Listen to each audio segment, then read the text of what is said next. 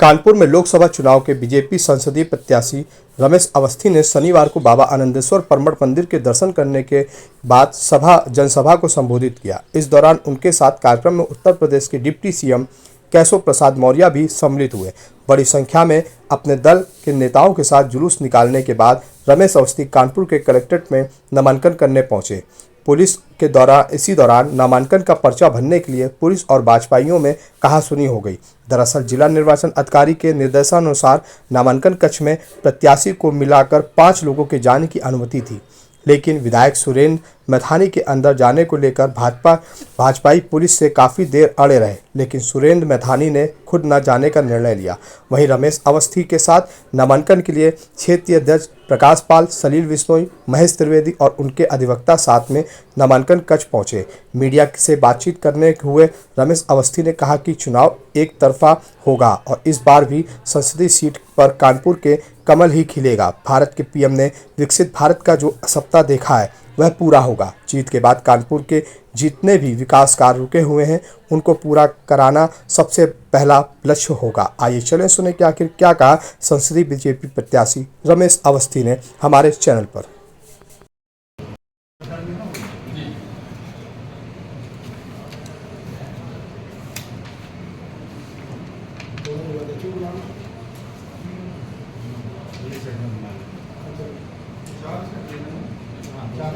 क्या मानते हैं कि टक्कर है या बिल्कुल एक तरफा चुनाव होने जा रहा है। ऐतिहासिक विजय मिलने जा रही है। आज डिप्टी सीएम साहब ने जो कार्यकर्ताओं का उत्साह देखा, जब वो कानपुर आए तो उन्होंने तय कर दिया, उन्होंने कहा आज उत्साह देखकर मैं आज ही घोषणा की दे रहा हूँ कि हमारे दोनों प्रत्याशी भारी बहुमत से चुनाव जीतेंगे।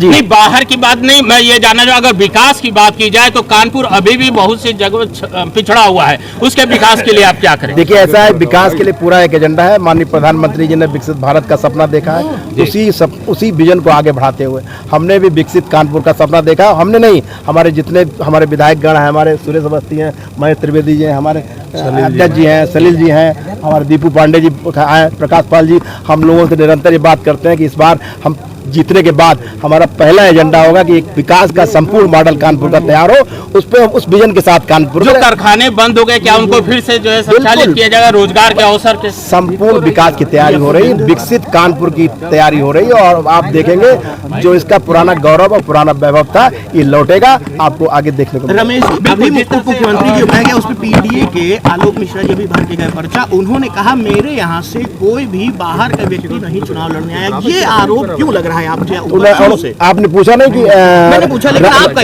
राहुल गांधी के लिए नहीं पूछा कहाँ लड़ा, लेकिन राहुल गांधी का क्या पलट है? देखिए ऐसा उसके लिए पलट है। हमारे तमाम पत्रकार साथी यहाँ खड़े हुए, लगभग 20 साल से हम आपके संपर्क में हैं, लगातार यहीं पे मैं रहता हूँ, यही मेरा मकान है, यही मेरा आधार कार्ड, यही मेरा वोटर, यही मेरे बच्चे पढ़े हुए हैं।